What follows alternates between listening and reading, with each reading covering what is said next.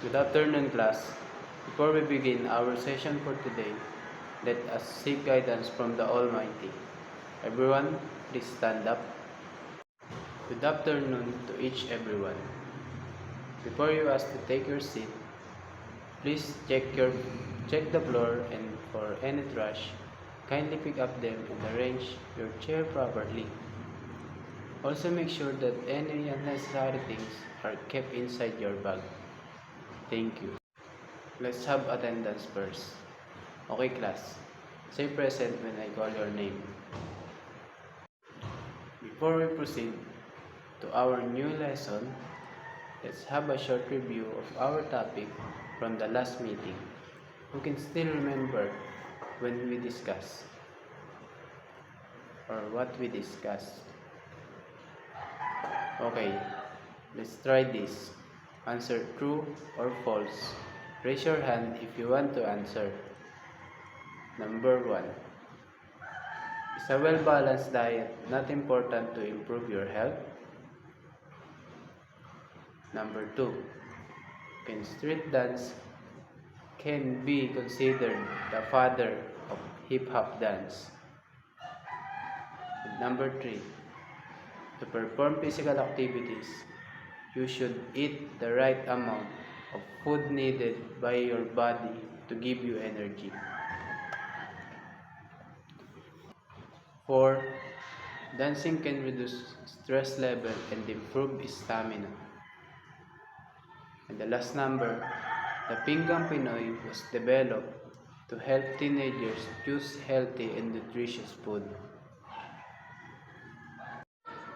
Alright, class, now that we have refreshed our mind with our past lesson, let's boost your energy with a short activity. I know are all familiar with TikTok, right? I want you to group yourselves by counting from 1 to 5. Those with the same number will be group mates. I will give you 3 minutes practice. A short TikTok dance that you know. Is that clear, class? Okay, if you truly understand, you may start practicing with your group mates. Okay, class. 3 minutes is over. Let's have your group presentation. Very good, class. Now, since our topic last discussion is all about street and hip-hop dance and its benefits, the safety precaution in dancing to avoid injuries and accidents that might happen, the nutritional needs of teenager like you, and you have to assess your healthy eating habits as well.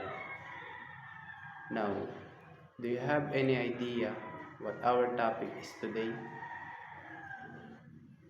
Very good.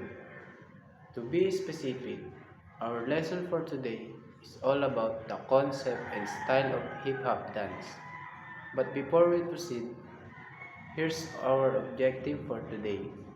At the end of the lesson, students should be able to identify the style of hip-hop, actively engage while performing the style of hip-hop, execute the style of hip-hop. What is street and hip-hop dance? Street dance can be considered as the father of hip-hop dancing. The term is an informal and improvised style of dancing that has involved outside dance studios, and the hip-hop dance, on the other hand, refers to a street dance style primarily performed with hip-hop music, or that have evolved as part of hip-hop culture. Hip-hop music incorporates a number of iconic elements, most notably